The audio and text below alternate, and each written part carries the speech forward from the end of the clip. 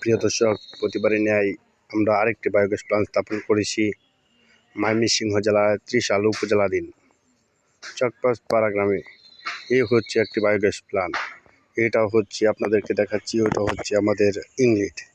এখানে আমরা গোবর দেব, গোবর দেওয়ার পরে আবার পানি দেবো, পানি দেওয়া তারপর এটা এইরকমভাবে 30 সেকেন্ড বা 40 সেকেন্ড মিক্সার করে দেবো। মিক্সার করার পর আমরা এদিকে ছেড়ে দেবো।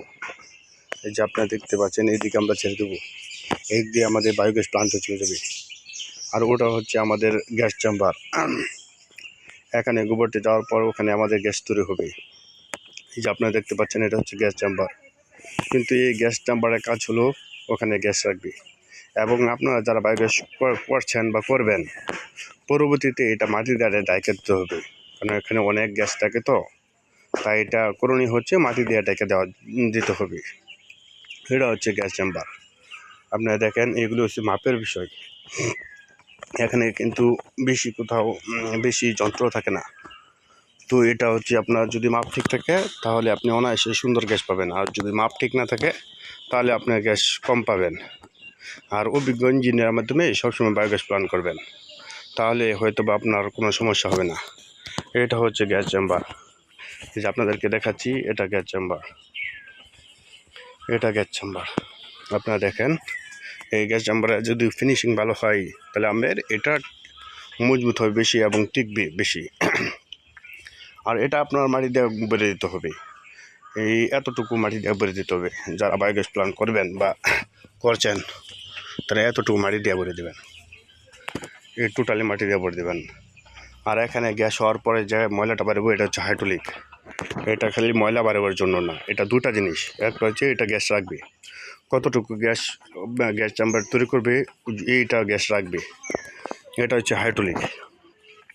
এই যে যখন আপনারা অনেকে গোবর দেওয়া থাকেন, গোবর দেওয়ার পর অল্প গোবর দেওয়ায় গ্যাস কম হয় বলেন, কিন্তু এটার নিয়ম হচ্ছে যখন আপনি এতটুকু, এই যে পাইপটা আছে, এই পাইপটা যখন ময়লা বার হবে, গোবর এবং পানি বার হবে, তখন বুঝবেন যে না, এটা পুরোপুরি গ্যাস হয়েছে। তার আগে আপনার এটা পুরোপুরি গ্যাস হবে না। তাই যখন চার্জিং দেবেন তখন অবশ্যই আপনাদের খেয়াল রাখবেন যাতে এই পাইপ পর্যন্ত পাইপ দিয়ে ময়লাটা বার হয়। যদি পাইপ দিয়ে ময়লাটা বার হয় অবশ্যই, তাহলে আপনি পুরোপুরি গ্যাস পাবেন, তাছাড়া অন্যটাই গ্যাস পাবেন না। ওটা হচ্ছে পকেট। এই যে আপনারা দেখতে পাচ্ছেন, এটা হচ্ছে পকেট।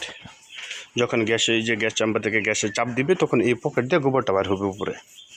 এটা ওই যে এটা আপনি দেখতে পাচ্ছেন, এটা হচ্ছে পকেট।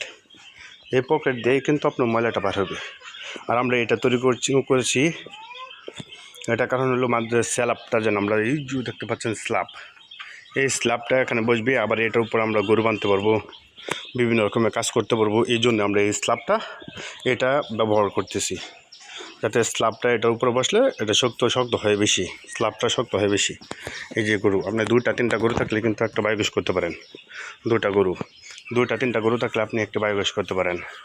এই বায়োগ্যাসটা 1 থেকে 30 বছর ব্যবহার করতে পারবেন, দোয়াকালি হবে না।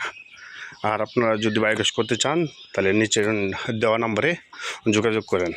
ধন্যবাদ।